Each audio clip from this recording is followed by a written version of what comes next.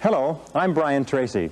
About 25 years ago, I began a lifelong search for the answer to the question, why is it that some people are more successful than others? Why is it that some people earn more money, they have better jobs, they get promoted more rapidly, they live longer, they have better health, they have happier relationships, and yet the great mass of men and women, by their own admission, live lives of quiet desperation? Well, I studied this over and over again. I traveled in over 80 countries on 7 continents. I have learned and spoken 3, 4 different languages. I have spent over 30,000 hours studying, and I've come to a very simple conclusion, that successful people are those who do things differently from unsuccessful people. I've also come to another conclusion, is that you or anybody can be far more successful at life or at anything that you want if you will simply learn how and practice it over and over again until it becomes a habit. Now, no matter what field you're in, no matter what field of endeavor, no matter what work, no matter what activity, there is one thing that all successful people have in common, is that they are good time managers. And the reason they are good time managers is because they recognize that time management is life management. It is personal management. I have never seen an example in the hundreds, thousands of biographies and autobiographies I've studied of successful men and women where the individual has not been well organized and efficient and valued and used their times well. Successful people, winners, use their time well. Losers do not. And in the next 60 minutes, 55 minutes, I am going to give you 21 of the very finest time management ideas ever developed. If you use these ideas systematically, you can increase your personal productivity by 2 or 3 hours a day. You can increase your income. You can increase your rate of promotion. You can increase your life satisfaction. You can even increase the length of time you live. The question is, how badly do you want to learn how to manage your time well? How much effort are you willing to put into it? Because the key to time management is self-discipline. Probably the best way to put it is this, is time management is self-discipline in action, and self-discipline is the key to success. So let's get started right now with these 21 key ideas. The first idea, the most important of all, the core of time management, the axle around which the wheel of life turns, is goals. What are your goals? What is it that you want to be or to have or to do? What is it that you want to accomplish in the next 1, 2, 3, 4, 5 years? The top 3% in every field have goals. The balance of the population have either very vague goals or no goals at all. So the question you have to ask yourself is, who am I? Where am I going? What do I want to accomplish? And there are 3 major areas of goals that you have to think about. The first is your personal and your family goals. These are the reasons why you're alive. What do you want to accomplish for yourself and for your family? Write them down. Define them clearly. The second set of goals that you have to ask is your business, your career, your financial, your material goals. What is it that you want to accomplish in the external world? Where do you want to make your contribution? The third type of goals you have to ask about are your self-development goals. And in my estimation, your ability and your willingness and your tenaciousness in developing yourself is the key to accomplishing everything else. So here's 3 questions that you can ask. The first question is, what would you do? What would you set as a goal for yourself? What would you want to be or have if you just won $1 million in the lottery? What would you do if you just won $1 million? If you had all the time and money, you're completely free to decide to do anything you wanted. If you won $1 million, what would you do differently? Think about that. Hold that in your mind. The second question is, what would you do if you just learned today that you only had 6 months to live? What if you only had 6 months to live? What would you stop doing? What would you do more of? Who would you spend time with? Now, the answer to that question is very interesting because what it tells you is what you really value. What is really important to you? And what we have found is that self-esteem, satisfaction, happiness in life comes from getting your goals and your activities congruent with your values, with your priorities, with what you consider to be really important. Now, here's the third question. The third question is, what one great thing would you dare to dream if you knew you could not fail? If you knew beyond a shadow of a doubt that you could not fail, what one thing would you set as a goal for yourself? Because sometimes answering that question will tell you the one thing that you've been put on this earth to accomplish. One final point with regard to goals is that goals must be in writing. You must write them down, you must rewrite them, you must define them, you must redefine them. The top 1% of successful people in every area have very clear, specific, written goals. And most of them carry their goals around with them. So let's go from goals as the core of success to point number 2, which is organized plans of action. In an interesting study, or a variety of studies that have been done, they've come to the conclusion that organized plans of action are the key to all success. In fact, action without planning is the cause of every failure. Action without planning is the cause of underachievement. Action without planning is the cause of frustration, time wastage, anxiety, stress, and lack of success in life. So organized plans of action are critical. Now, what is an organized plan of action? An organized plan of action is where you take your goal, you take your objective, and you write out every single step that you're going to have to follow in order to accomplish that objective. You write it out and you list all those plans of action, all of those different activities, and you organize them together into a plan that you can then implement on a day-to-day basis. You decide which has to be done first and which has to be done last, which is more important, which is less important. In fact, the ability to set goals and to create plans for their accomplishment is the master skill of success. If all you learned in life, all you learned in school, was the ability to be a continuous goal setter and a continuous planner, day and night, planning, organizing, planning, writing, thinking about what you're trying to accomplish, you'll accomplish more in a year or 2 years than most people accomplish in 10 years or an entire lifetime. It has nothing whatever to do, by the way, with your intelligence. It hasn't anything to do with your education. You know, half of the best educated people in the country are working for people who didn't finish high school or didn't finish college.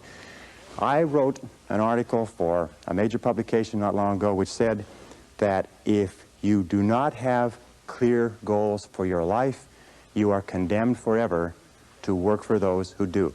You see, in life it's very simple. Either you are working toward the accomplishment of your goals or you're working toward the accomplishment of other people's goals. Very important. Now, the third point in excellent time management is analysis. Make a list. In fact, it's been discovered that if you make a list before you begin any task or job, you will immediately improve your productivity by 25%. How do you make a list? Well, you make your list for the week, the Sunday or the Saturday before, and you make your list for each day the evening before. And you always work from a list. Now, why do you make it the evening before? The primary reason is if you make a list the evening before, the subconscious goes to work on your list while you're asleep. And during the night, the subconscious will solve problems and bring insights to you. You'll wake up in the morning with insights, ideas, intuitions, answers that will make your day more productive. Now, the second reason that you use a list is because if you don't have a list, it's like driving down the street in a car with no steering wheel. You just drift, and every bump, every interruption, everything that happens sets you off in a different direction. A list gives you a track to run on for the entire day. Another reason that you use a list is because with a list, you can analyze where you are. You can tell what is more important and what is less important. You can tell what is irrelevant, what can be delegated, what can be delayed, what can be put off. The most important reason for using a list, though, however, is this, is that when you use a list and you work down the list and you check things off, each time you check something off on a list, it gives you a feeling of accomplishment.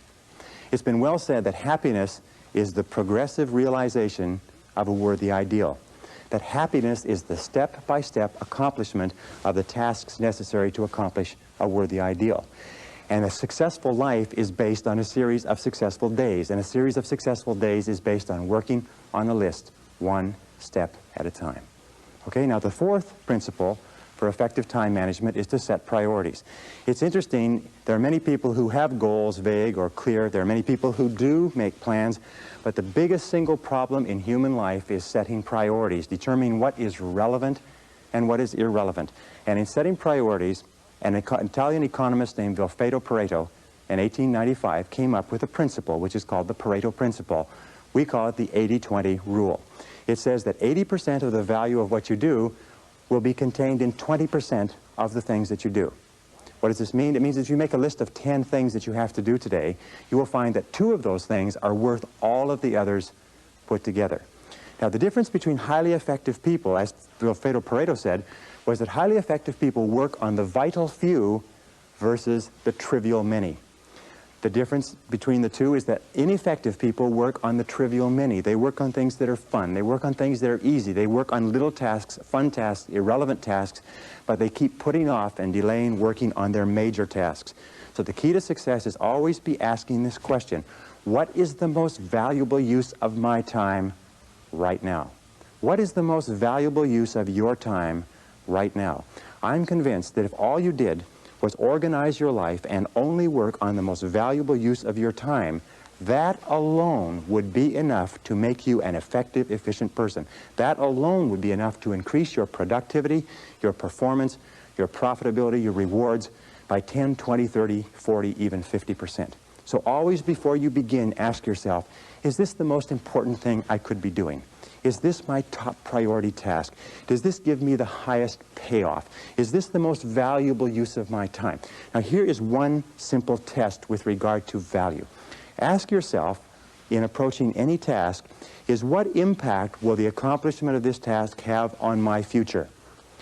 The futurity of decisions is the key to measuring the value. Most people spend as much as 80% of their time dealing with the problems and difficulties of the past, and only 20% dealing with the opportunities of the future. But successful people are always saying, what impact will this have on the future?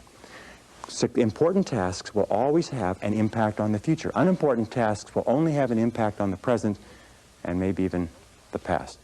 So I say, what is the most valuable use of my time right now, and what impact will this have on tomorrow, the next day, and the future? It's one of the key ways to keep on track with regard to priorities. The fifth key idea in time management, which I am a fanatic on, is concentration. Concentration, concentration. Many people come to me in my seminars and they say, well, I never learned how to concentrate. I can't concentrate. How do I learn to concentrate? Learning how to concentrate is absolutely essential to success. As a matter of fact, it is impossible for you to accomplish anything worthwhile in life without the ability to concentrate single-mindedly on one thing at a time and stay with it until it's complete.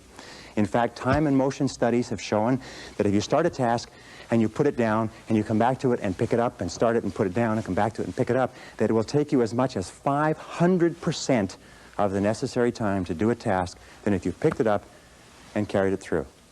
Alec McKenzie, great time management expert, Alec McKenzie calls this single handling.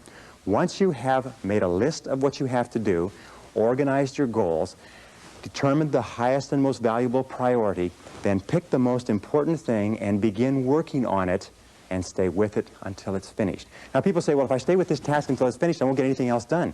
That doesn't matter. If it's the most valuable thing that you have to do, it's the most important thing that you could be working on. Now it's a wonderful thing. When you concentrate and work intensely on an important task, it gives you a feeling of energy and enthusiasm.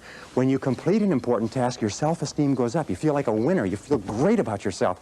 But if you work away on low priority tasks, even if you complete them and do them well, you don't get any bang for the buck. You don't get any excitement or thrill from doing something that's not important. As a matter of fact, most stress, anxiety, frustration in the world of work today comes from working very hard on irrelevant tasks. Benjamin Trigo said, if it's not worth doing, it's not worth doing right. And I think it was Drucker who said, the very worst thing in the world is to do very well what need not be done at all. So concentrate single-mindedly on one task at a time. Do first things first, and do things one at a time. Now here's a very simple system that you can use for the first 5 points that we've talked about: goals, plans, priorities, analysis, concentration. It is the ABCDE method. A is the things that you must do, top priority. B is the things that you should do, second priority. C is the things it would be nice to do if you got all your A's and B's done. D stands for delegate, E stands for eliminate. So when you make a list, the first thing you do is you ABC all your list. A, what you must do, B, what you should do, C, what would be nice to do, and then delegate and eliminate the others. With goals, what you do is this: you make a list of all the things you'd like to accomplish in the next 1 to 5 years. And then you go down the list and write ABC. What you'd love to do, what you'd like to do, what's not that important. Then you take your A goals and you make A1, A2, A3. In other words, your most important, second most important, third most important. Then you take those A goals, you transfer them to another sheet, and you make a list of all the things you're going to have to do to accomplish your goals. Then you ABC the list. And you say, what are the things I have to do? What are the things I should do? What are the things that would be nice to do to accomplish my goals? And then you put those into the goal list, and then you structure and schedule what you're going to do and implement. This is called the 6-step method. Choose your goals, set priorities. Choose your activities, set priorities, schedule, and implement. If you just do that on a day-to-day basis, that alone can make you a great, great success in life. The 6th key to time management is deadlines. Deadlines and rewards.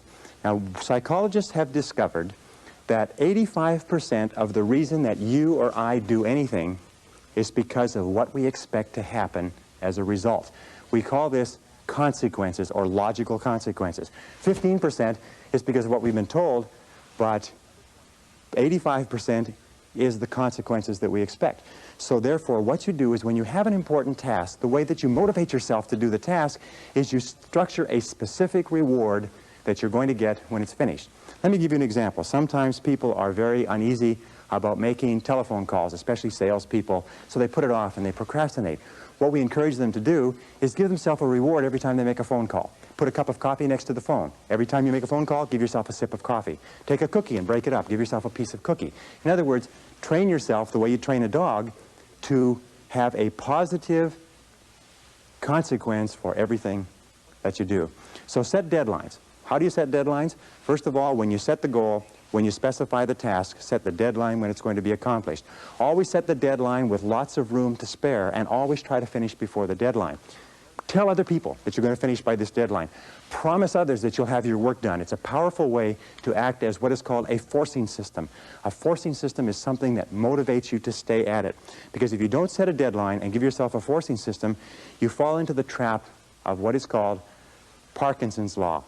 Now, Parkinson's law says that work expands to fill the time allotted for it. That if you have 2 hours of work to do and 8 hours of time, you will stretch that work over 8 hours. Parkinson's law also says that work contracts to fill the time allotted for it. If you have 8 hours of work to do, and because of an emergency you have to have it done in 2 hours, you will get it done in 2 hours.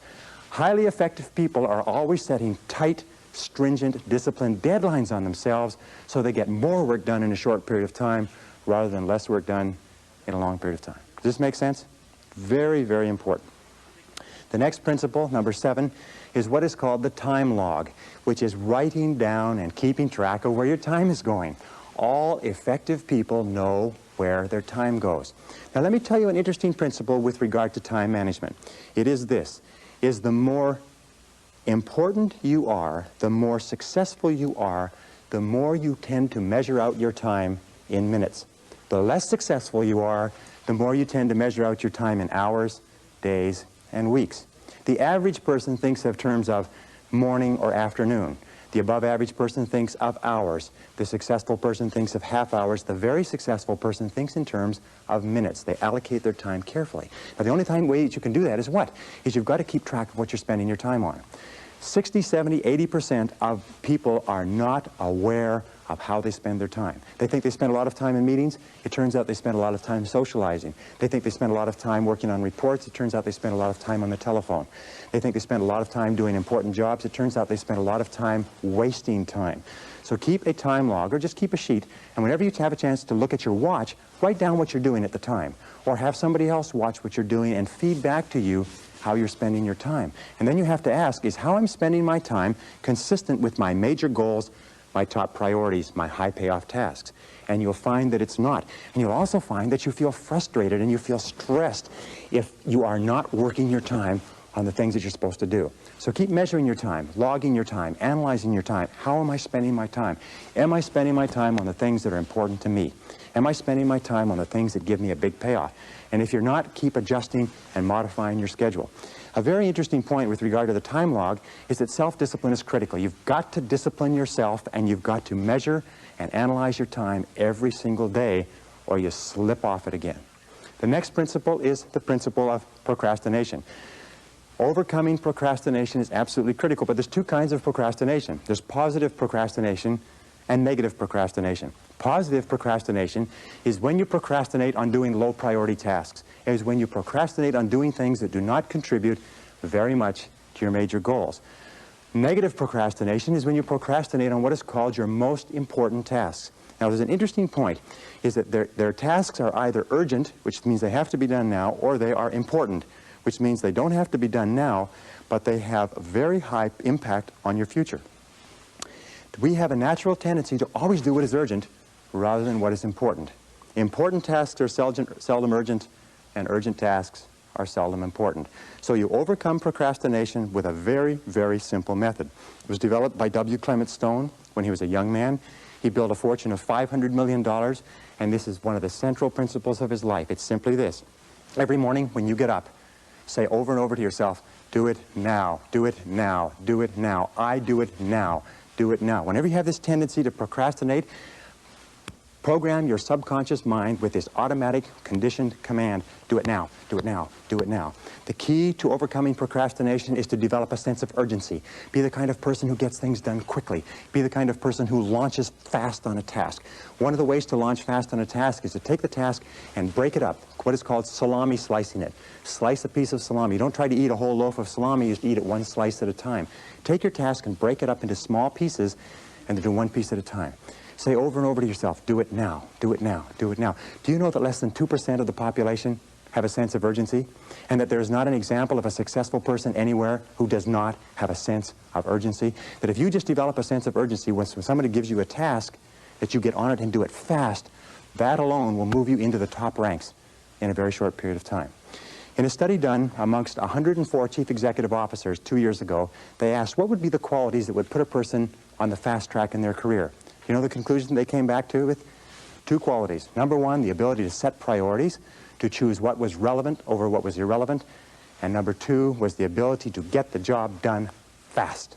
If all you did was this, set priorities and get the job done fast, that alone would cause you to stand out from 80 to 90% of the people that you work with. Number 9, delegate. Delegate everything that you possibly can. Now, what does delegation mean? Delegation is very simple. What it means is this, is that whatever your hourly rate is, let us say your goal is to earn $50,000 a year. If you work 8 hours a day, that's $25 an hour. You got that? So you're a $25 an hour person. Now, the only way you can make $25 an hour is if you do $25 or more work. And the only way you can do $25 an hour or more work is if you take anything that can be done by anybody who earns less than you per hour, 20, 15, 10, 5, and so on, and delegate, outsource, have somebody else do it. The most valuable resource in the world today is productive time. And do not waste your productive time dropping off laundry, getting your car washed, mowing your lawn, cleaning your house. Do not waste your productive time doing things that you can hire people to do for $5 or $10 an hour. Use your productive time on tasks that are more expensive, of higher value. Delegate everything that you possibly can. In fact, its general conclusion is this, is that if you cannot delegate, if you cannot get other people to do things of lower priority for you, you cannot grow, you cannot develop, you cannot be successful. You may be successful running a shoe shine stand, but that's about the limit of it. Delegation requires one key word, clarity. Clarity. The reason people don't delegate is because they've delegated and other people have dropped the ball. But the major reason why people don't fulfill the task that you've given to them is because of lack of clarity. So when you delegate, here are the keys. First of all, think through what you want done.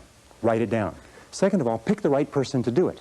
Don't give a major task to an incapable person. Third of all, make it crystal clear what you want done and when you want it done. And fourth of all, check, review, inspect, keep on top of it to make sure it is done on time. Never assume that anything will be done on time. I read something years ago, a great sign. It said that assumption lies at the root of all foul-ups. Never assume that anybody or anything will be done on time unless you check on it yourself. Okay, the next principle, number 10, is meetings. Meetings are an absolutely essential part of human life. We spend 75% of our time outside of our home and inside our home communicating with other people. It's absolutely essential that we meet. Meetings are very, very productive uses of time, but 50 to 70% of meeting time is wasted.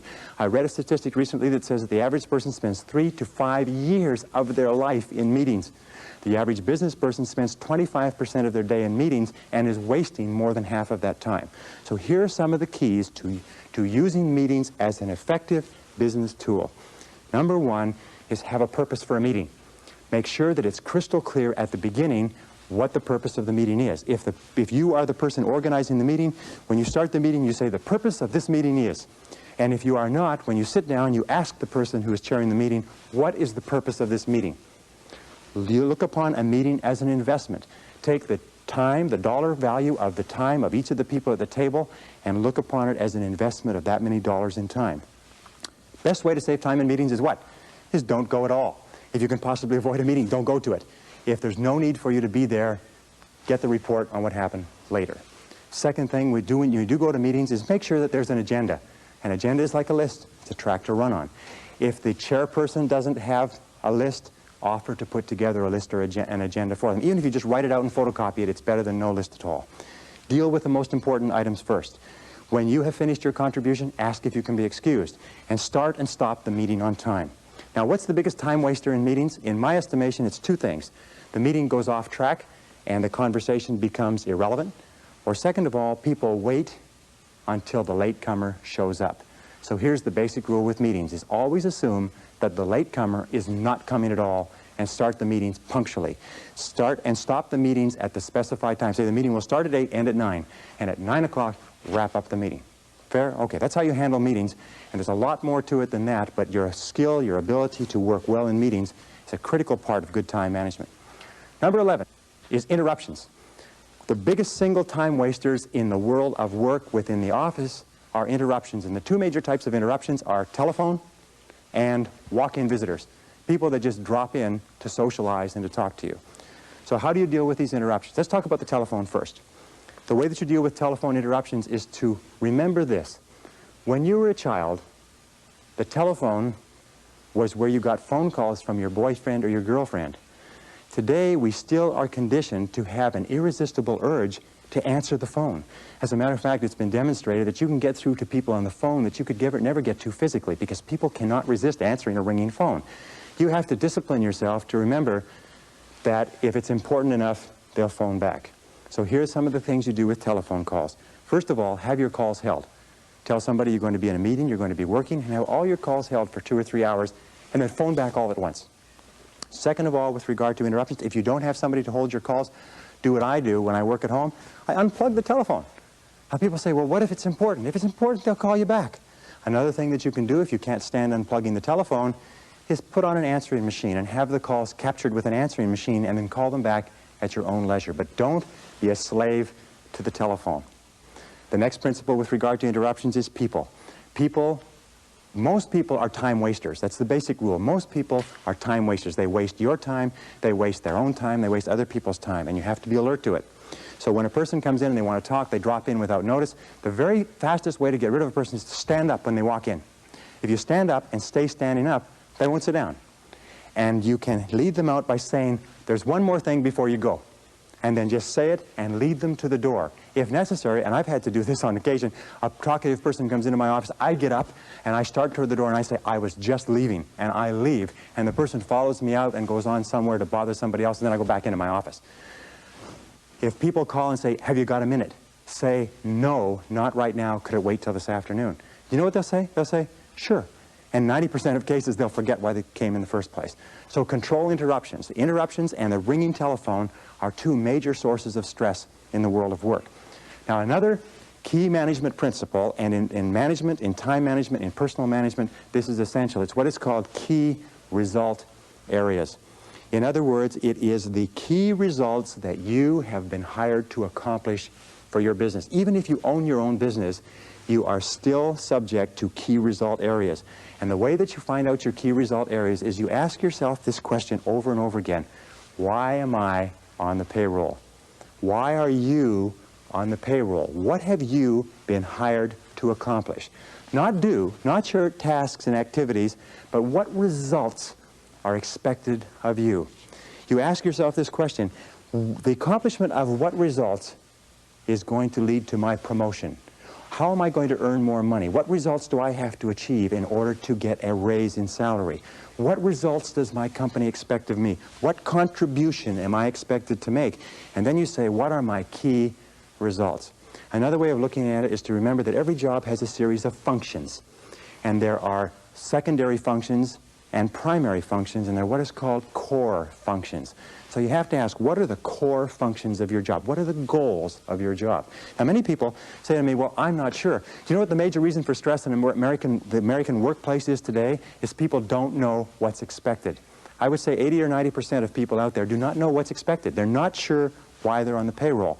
And here's a very simple technique for it. Go to your boss with a list of everything that you do and ask your boss to organize it in order of priority. Say what's number 1, what's number 2, what's number 3, what's A, B, or C. Help him or her organize your list in order of priority and give it back to you. I promise you, you'll be surprised. But why is it that you absolutely have to know why you're on the payroll? It's simply this, is that you cannot perform excellently, you cannot do superior work, you cannot be promoted, you cannot get a raise unless you are doing and doing well the key things that your boss has hired you to do. Have you got me on that? Or have I got you on that? Key result areas are critical, and you have to know every single day. In fact, you know something? One of the major sources of frustration in work is to be working very hard on something and being vaguely uneasy because you know it's probably not important. So keep clear channels of communication with your boss, and if you supervise other people, have them bring to you a list of everything that they do, and you organize it in order of priority and make it clear to every person what their contribution is expected to be. Okay? The next one, number 13, is batching tasks. It's interesting that there is what is called in the world of work a learning curve. A learning curve says this. It says when you do a job the first time, it takes you the most amount of time to do it because you're learning how. The second time it takes less. The third time it takes less. The fourth time it takes less. In fact, the learning curve theory says that you can decrease the amount of time by as much as 80% if you do the same job over and over again over a period of time. So batching your tasks is a major time management tool. What does it mean? It means that if you're going to make phone calls, make all your phone calls at once. Have your calls held, make them all at once. If you're going to do invoices, do all the invoices at once. If you're going to do correspondence, do all the correspondence at once. If you're going to read and catch up, read everything at once. It's been found that if you do this on a regular basis, you'll get so much more done by doing it and concentrating on batches of tasks than if you did not. So batch your task whenever you possibly can. Imagine what most people do is they do a little bit of telephone call, a little bit of correspondence, a little bit of this, a little bit of that, and they have no learning curve at all. Each one takes the maximum amount of time. So batch your tasks. Put groups of tasks together at once and do them at once. Okay, the next principle is neatness. It's an interesting thing because you run into people all the time. I run into people in my office who say, it's okay if my desk is messy, I know where everything is. Now you have to understand one thing, is intelligent people, people with good memories, can very often remember where everything is. But it just means that they are using their intelligence to combat the inefficiency of neatness. Every single study that has been done says this, that if you will just clean up your work environment so it is completely neat and everything is off of your desk or your workplace except the one thing you're working on, that will increase your productivity by 20 to 40%. People have a difficult time understanding this, but I have tested it. I've worked with a messy desk, I've worked with a clean desk, and I tell you, I promise you, you will be astonished at the difference it makes. Now, how do you clean it up? Well, it's very simple. There's a very simple way of cleaning off a desk. It's called the TRAF system. The TRAF system has 4 letters. T stands for toss. Remember that in time management, your wastebasket is your best friend. So toss it out, throw it away. R stands for refer, which means it's not relevant to you, so you refer it to somebody else. A stands for action. And what you do is you take a file folder and you put it into an action folder, so it's out of the way. And F stands for file. File it away, do something with it. But before you file, always ask this question, what would happen if I didn't have this document? What would happen if I never could find this again? And if it's not particularly serious, throw that away too. Once you've done that, TRAF, you've tossed it, referred it, filed it, or put it in an action file. Once you've done that, then you start with your action file and you work through it. Neatness is important. Clean your desk, clean your workplace. Even in the kitchen, you'll find that if you take one thing out and use it and put it away, and take another thing out, you'll get far more done in a short period of time. Now, here's the rule. If you're not using it, put it away. If you're not using it, put it away. Even if you have to take the stuff off your desk and your credenza and put it on the floor, do it. Your briefcase is your workplace if you are on the road, if you're a salesperson, if you're moving around. Make sure your briefcase is neat and orderly and has everything that you need and nothing more than you need. Neatness is critical to productivity. Here's a final point. In a study that was done recently, 98% of senior executives said they would not promote a messy person, that they would not give a messy person greater responsibilities, that if you are messy, no matter how much you kid yourself, everybody around you concludes that you are inefficient, undependable, unreliable, and incompetent, and even if you do the job well, they think it's just an accident. So be neat. Stand back from your desk and look at it and say, what kind of a person would work at a desk like this? Stand back and look at your car. Say, what kind of a person drives a car like this? Look at your workplace, your briefcase. Look at your home and say, what kind of a person lives here or works here? And you'll find that what will come to you is messy, inefficient, incompetent, disorganized, and so on. Neatness is critical to time management. Number 15 is what is called getting chunks of time.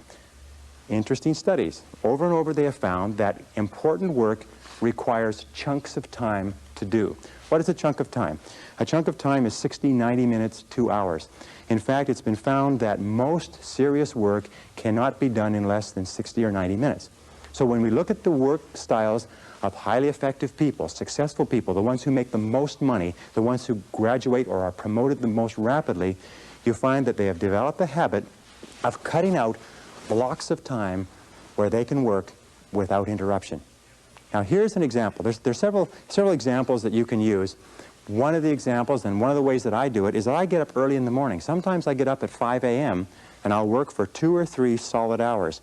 You can get an entire day's work done in 3 uninterrupted hours. As a matter of fact, again, we have found that it's impossible for you to do creative work and administrative work at the same time. If you have creative work to do, reports to do, proposals, anything that requires a sustained period of time to put together, you cannot do it at the desk when the telephone is ringing and people are coming in. You cannot do administrative and creative work together. You have to break them apart. In the office, you do administrative work and you cut away chunks of time for the important stuff that affects your future. One of the things that I do is I come into the office an hour early. I can clear off in 1 hour, I can do half a day's work. Another thing that you can do is stay at the office at lunchtime. Work at your desk. At lunchtime sometimes is the very best time to work. And by the way, if you work from 12 to 1 and then go out for lunch, you'll find that you can get in anywhere, that you don't have any wait, that you can get in and out and back to work quickly. A third is stay late.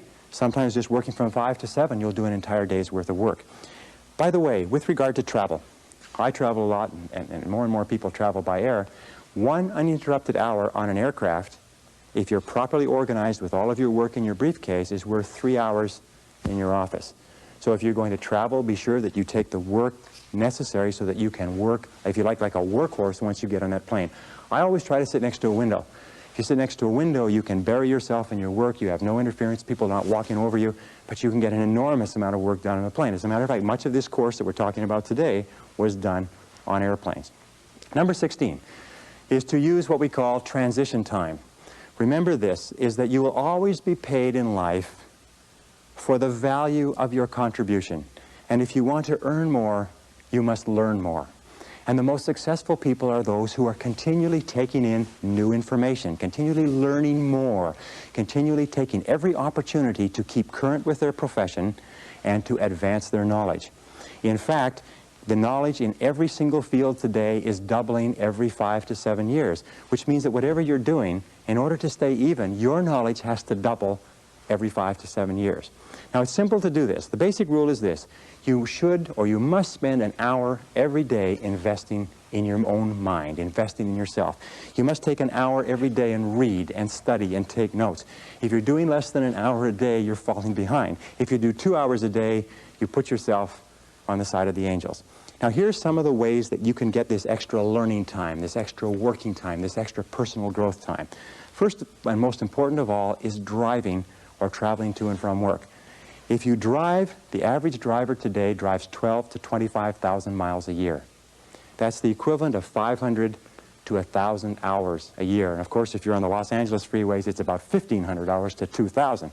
But that is the equivalent of 12 to 25 40-hour work weeks. That's the equivalent of 3 to 6 months of work weeks. That's 1 to 2 university semesters. You know, the average person, of course, is not you, because the people who watch videotapes like this are usually the cream in any organization or any society. But the average person sits there and listens to the radio all the time. You can become one of the best educated people in your profession simply by listening to audio cassettes, going to and from work, or to and from errands. Now, another very important part of transition time is coffee breaks. You know, the average person takes 2 coffee breaks a day, 20 minutes each, 40 minutes a day. 40 minutes a day times 5 days a week is 200 minutes. 200 minutes times 50 weeks a year is 10,000 minutes. 10,000 minutes is 166 hours. 166 hours is over 4 full 40-hour weeks. Now, what does that mean to you? It means that if you just decide that you're going to read on a particular subject at your coffee breaks for the next year, you will be an expert on that subject before the year is out. Just when you sit down with coffee, make sure that you have something to read, whether it's time management or goal setting or personal communications or your profession. If you wanted to be an outstanding salesperson, if you just read on your coffee breaks 20 minutes in the morning, 20 minutes in the afternoon and applied what you learned, you could double your income in less than a year. And most people sit there in their coffee breaks and they read the sports page and they don't realize that their life is passing them by. Well, another key element of transition time is lunch times. The average person takes an hour a day. An hour a day times 250 working days a year is 250 hours. 250 hours is 6 full weeks of time that you spend eating lunch. If you just read at your lunchtime and something that will help you grow and advance in your career, if you did nothing but coffee breaks and lunchtime, you'd become one of the best educated people in society within 3 to 5 years. And you know what the average person does? They waste this time. Another important part of transition time, by the way, if you read magazines, instead of carrying magazines, what you do is you read a magazine, tear out all the articles, put it in a file. And whenever you're traveling, keep that file with you. You're sitting waiting for something, you're waiting in a waiting room, you're taking a trip, you have appointments that are canceled, just pull out your file and keep current. Remember, keep taking in more information. Use those, what are called gifts of time. These are gifts of time that are given to us by God, and we can do anything we want with them.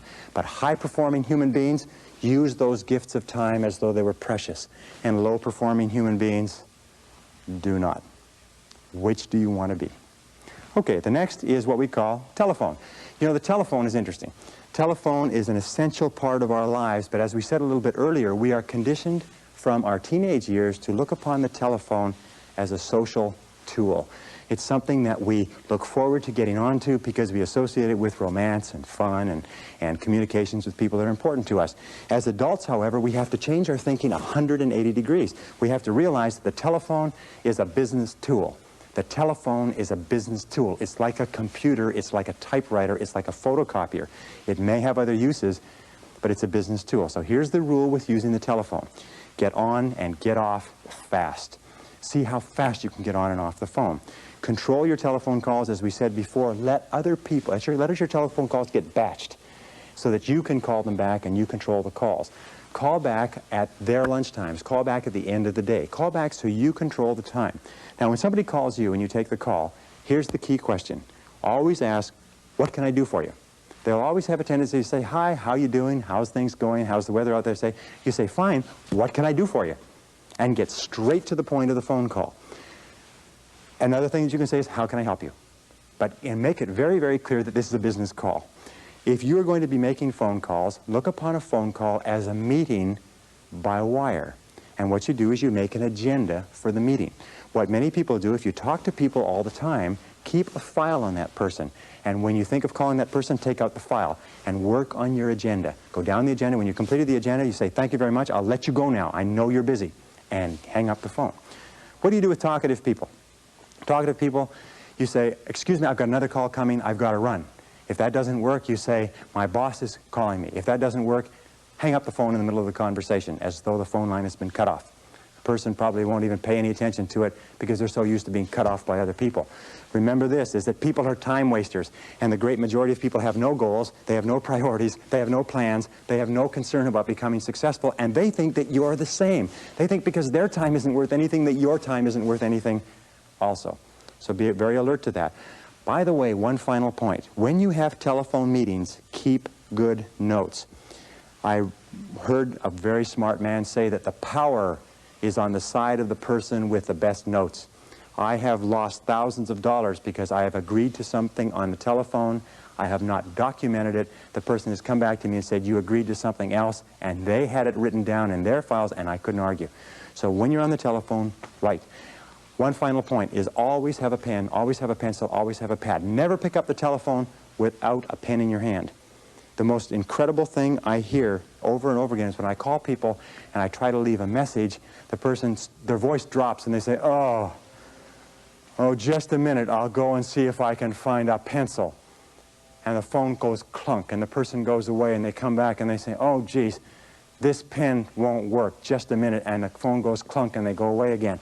If a person ever answers the phone without a pen in their hand, you know this person is going nowhere in life. It's as simple as that. My own personal opinion, of course. The next key is punctuality.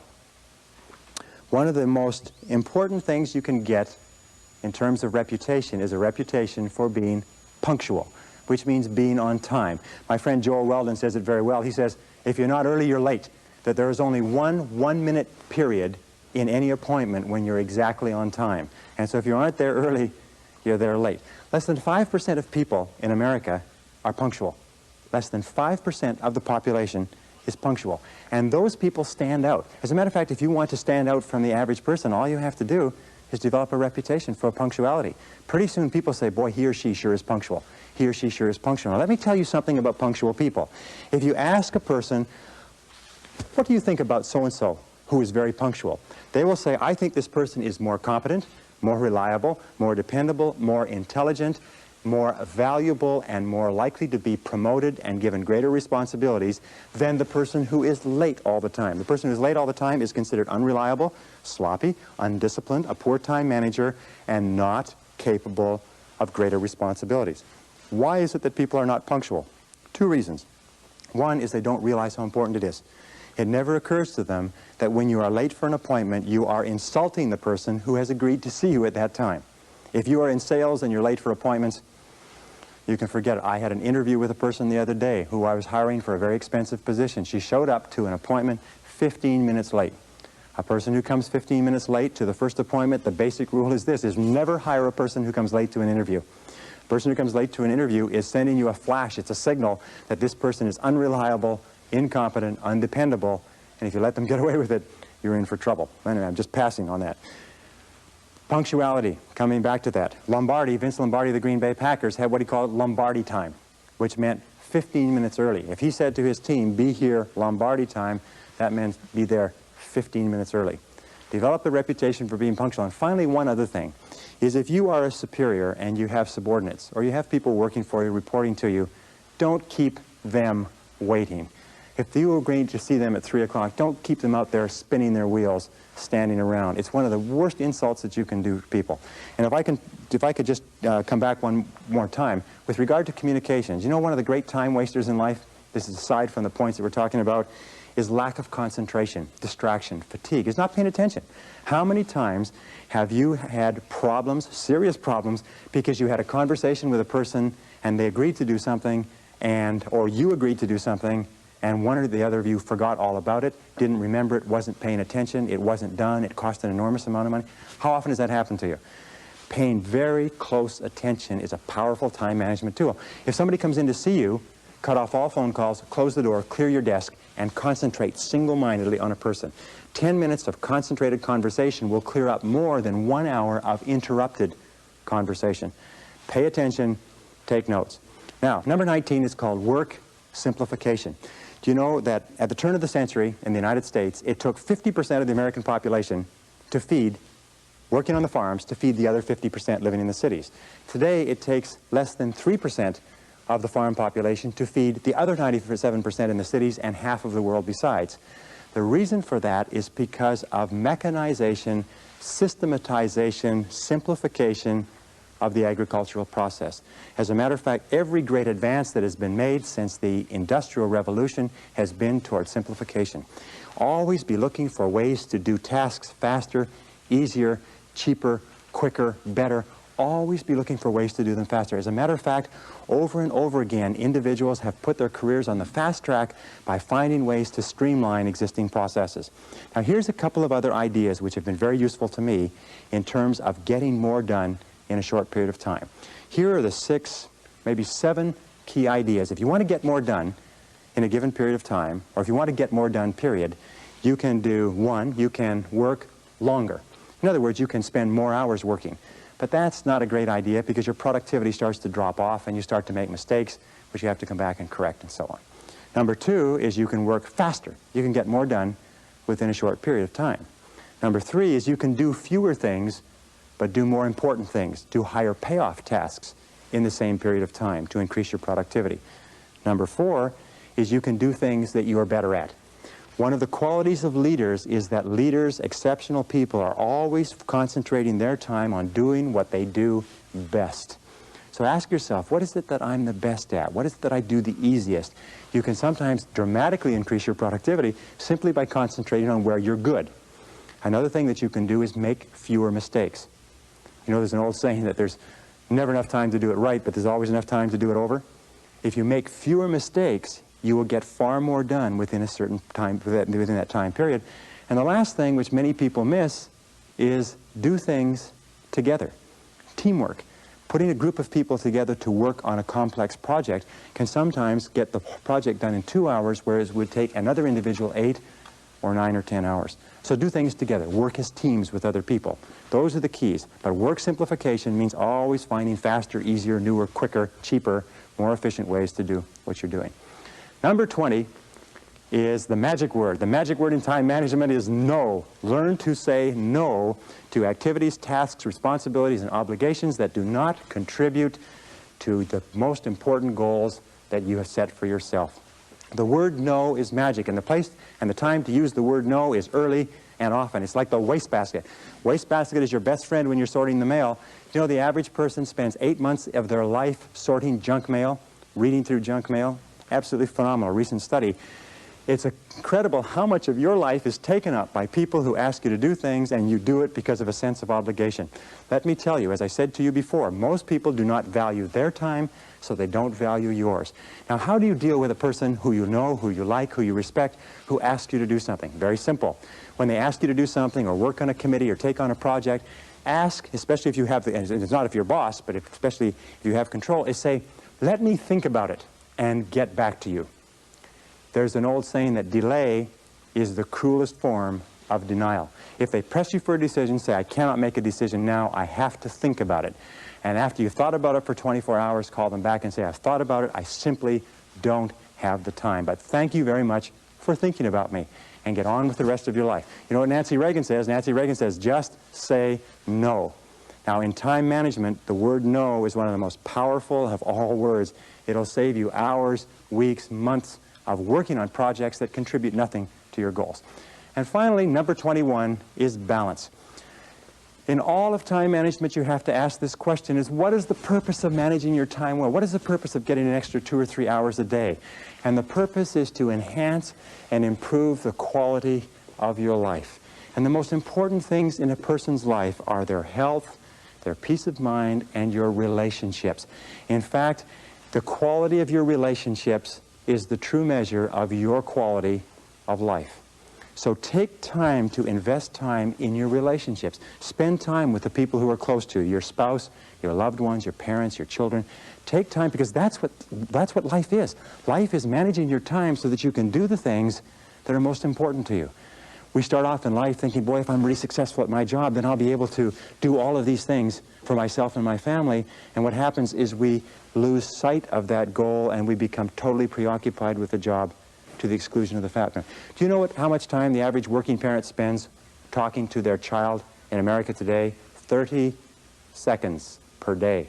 Do you know how much time the average couple spends talking together? Intimate communication? 4 minutes, according to the recent research. Very, very important. If you want to be successful in life, you've got to be sure what your priorities and values are, and your highest value must be the people that you love and the people who love you. They must be your health, they must be your energy, they must be your peace of mind, they must be your emotional and spiritual development. They must be the completion of you as a human being. So when you are using all these time management techniques, remember that the purpose of using these time management techniques is to enhance the overall quality of your life. Ask again, what would you do if you only had 6 months to live? What would you do if you only had 6 months to live? Who would you spend your time with? Where would you go? What would you want to do? What would be important? What would be unimportant? If you ask that question over and over again, you'll have a tendency to keep your life in balance. Everything in moderation. Now, if I could just summarize by saying 2 or 3 quick things. The essence of success in time management is goals. The key to goals is to write them down and to make organized plans for their accomplishment. The key to those organized plans is to set priorities and determine what is more important and what is less important. And always concentrate on the most valuable use of your time. The key to concentrate on the most valuable use of your time is to stay at the task until it's finished. Persevere without distraction or diversion. Keep at it. Hammer, hammer, hammer until your most important tasks are finished. And finally, develop that sense of urgency. Do it fast. Do it now. Fast tempo is essential to success. Fast tempo goes hand in hand with energy, with happiness, with enthusiasm, with self-esteem. So make crystal clear what you want to do, make crystal clear the steps, and start working on those steps and do something every day to move you toward the most important goals of your life. And if you do that, you will be an excellent time manager, an excellent personal manager, an excellent life manager. You will have a great, great life. Thank you very much.